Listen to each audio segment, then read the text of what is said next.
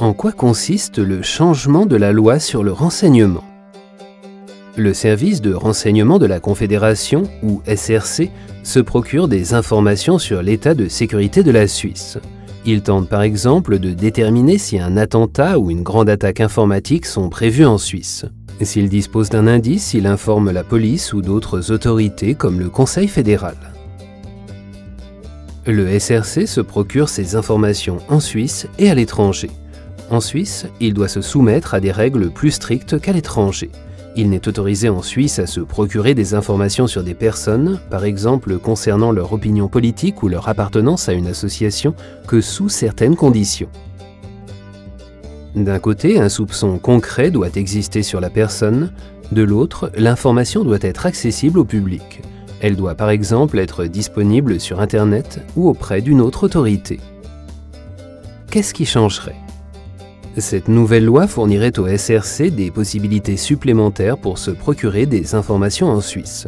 Celle-ci comprendrait la possibilité de surveiller le courrier, le téléphone et l'accès à Internet d'une personne, la possibilité de localiser et surveiller des personnes à l'aide d'appareils, la possibilité d'infiltrer des réseaux informatiques, la possibilité de fouiller par exemple des locaux ou des véhicules.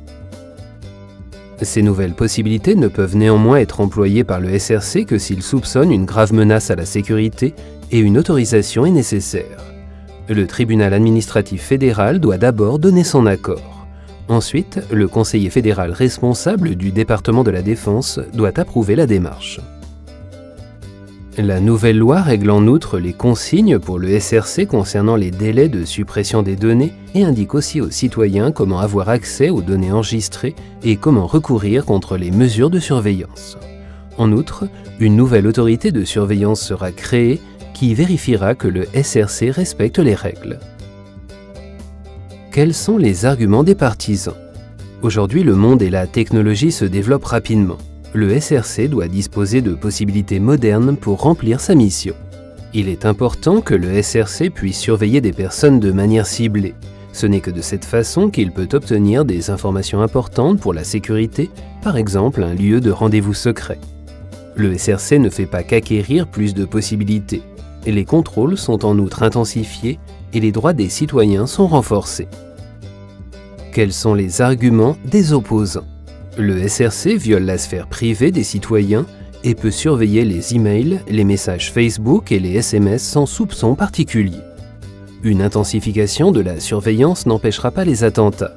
Il sera même plus difficile de trouver des informations essentielles dans cette masse d'informations.